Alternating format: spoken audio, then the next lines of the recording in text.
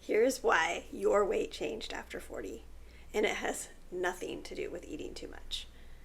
If you have been doing everything right, eating well, moving your body, getting reasonable sleep, and watching your weight change in ways that you just cannot explain or seem like you can control, I want you to hear something really important. The problem is not your discipline. The problem is not your calories. The problem is that the hormonal and physiological environment your body is operating in has fundamentally changed. And the tools that worked before are built for a completely different environment. Now today, I'm going to explain what has actually changed, why the conventional approach just makes things worse, and what actually helps. I'm Kira Gibson, a registered dietitian and licensed therapist. At Santosha Wellness, my clinical work centers on the nervous system, nutritional foundations, and gut health, the physiological systems that most directly shape how the perimenopausal transition is experienced. Weight and metabolism are one of the places that transition shows up most visibly for most of us.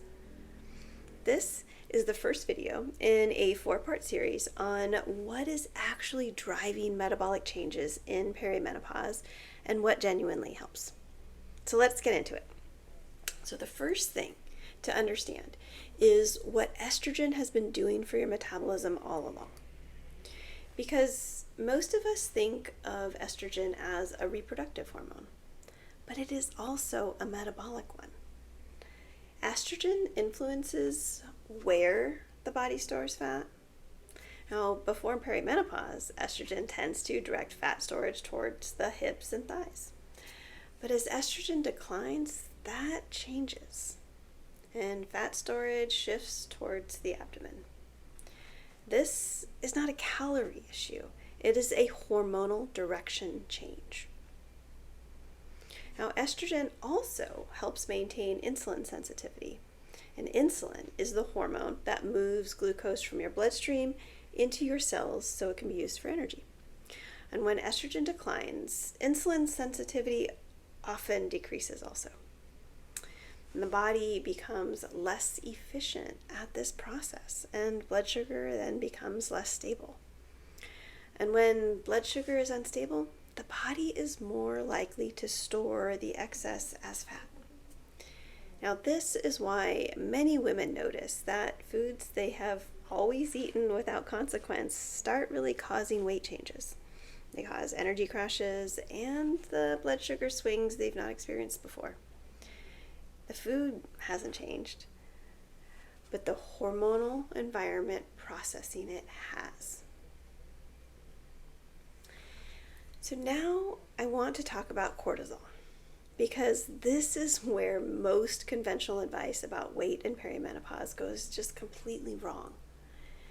Now, cortisol is your body's primary stress hormone.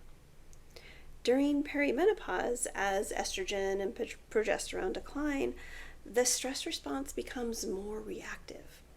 Cortisol stays elevated more of the time. And chronically elevated cortisol drives fat storage, specifically in the abdomen. It raises blood sugar. It increases appetite for high-calorie foods. And it breaks down muscle tissue, which slows metabolic rate even further. So here's where it gets important. Cortisol does not only rise in response to emotional stress, it rises in response to any perceived threat. This includes calorie restriction, it includes intense exercise, it includes poor sleep, and it includes undereating. So when a woman in perimenopause restricts her calories to try to manage her weight, her body reads that restriction as a threat, and it actually elevates cortisol. The cortisol then drives more fat storage. More calorie restriction produces more cortisol. And the cycle makes the problem progressively worse. The harder you try with the conventional tools, the more cortisol you produce. And cortisol is the very hormone just making the problem worse. So this is not a willpower problem. This is a physiology problem. And then, of course, it requires a physiological response. Now, there is one more piece of this picture that most women are never told about, and this is the thyroid. The thyroid gland regulates the metabolic rate of every cell in your body. It determines how efficiently your body burns energy at rest. And during perimenopause, thyroid function is frequently affected by declining estrogen, by rising cortisol, suppressing the conversion of thyroid hormone from its inactive to active form, and by nutritional deficiencies that are common in depleted perimenopausal women. So even subtle thyroid changes that fall within the conventional normal range on standard testing, these can meaningfully slow the metabolic rate. Standard thyroid testing generally measures TSH alone, which is often not enough to see the full picture. Free T3 and free T4 and thyroid antibodies together tell a much more complete story. Many women who are struggling with unexplained weight gain, fatigue, cold sensitivity, and constipation in perimenopause have functional thyroid issues that are being missed because the right questions are just not being asked. So what does actually help? Well, it's not eating less, and it's not exercising more intensely. It's not trying harder with the approach that is already not working. What helps is addressing the physiological environment that is driving the change. The nervous system first, because cortisol is the central driver of metabolic disruption in perimenopause. When the nervous system is less reactive, cortisol drops, blood sugar stabilizes, and your sleep improves. The inflammatory signals driving abdominal fat storage, they reduce. Nutritional restoration follows. The body needs specific micronutrients to regulate blood sugar, support thyroid function, and maintain muscle tissue. Many of these are depleted in women who have been under chronic stress, and restoring them changes the metabolic picture.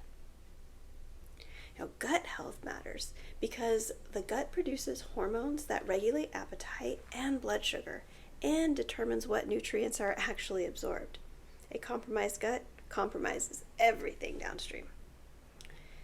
This is the level of assessment and support that metabolic changes in perimenopause actually require. Not a diet, not a program, a comprehensive clinical picture of what is actually happening and a personalized plan that addresses it in the right sequence. Now, at Santosha Wellness, this is exactly where we begin. So next week, we go directly into the calorie restriction problem. Why eating less during perimenopause so often makes the metabolic picture worse, and what the research shows and what to do instead. Week 3 is the full mechanism, what cortisol, estrogen, and thyroid are actually doing to your metabolism. That's the video where the picture really clicks into place. And then week 4 is what metabolic support actually looks like in practice, what a real assessment finds, and what the work involves. The full written version of what I covered today is linked in the description. So if you have been frustrated by weight changes that conventional advice has just not fixed, it's worth a read. All right, I look forward to seeing you next week.